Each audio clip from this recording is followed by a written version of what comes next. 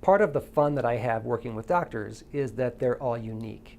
And I never really know what I'm going to get until I start watching the doctor interact with patients. So let me share four very unique examples with you.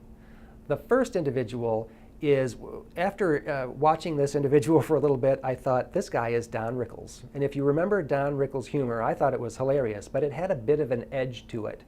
And this guy was funny, and he wore his sense of humor on his sleeve, and he used it with every patient. But his sense of humor had a little bit of an edge to it. And what I noticed was that about half of the patients loved his sense of humor, but about 25% did not like it. And if you have 25% of your patients not liking something that you're doing, your patient satisfaction scores are going to be very low.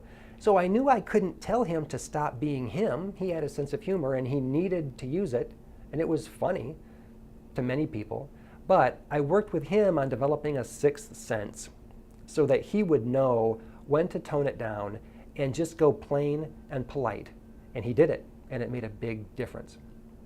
The second example, and I've seen this with several physicians, the doctor would walk into the room, introduce himself to the patient, ask the patient what the problem was, and the patient would start to talk, and the doctor would turn and pull the gloves off the box on the wall and put the gloves on and then turn back to the patient.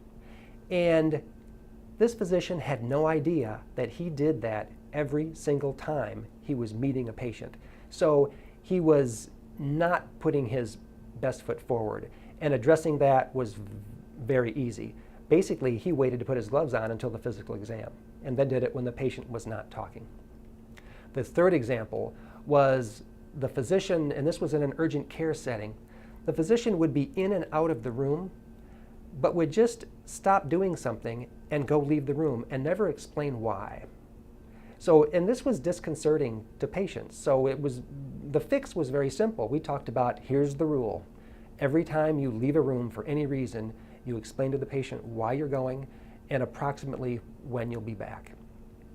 And the final example is the physician who really enjoyed telling every patient of his about his vacation home that he was building, which is very interesting to the physician, but it may not be the most interesting thing to every patient. And he did this, my theory was, he just wasn't comfortable with silence.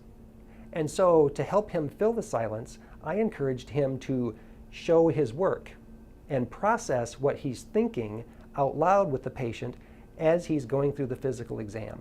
And so that filled the silence and met his need for that. And it also increased the engagement with his patients by giving them more information about what he was doing.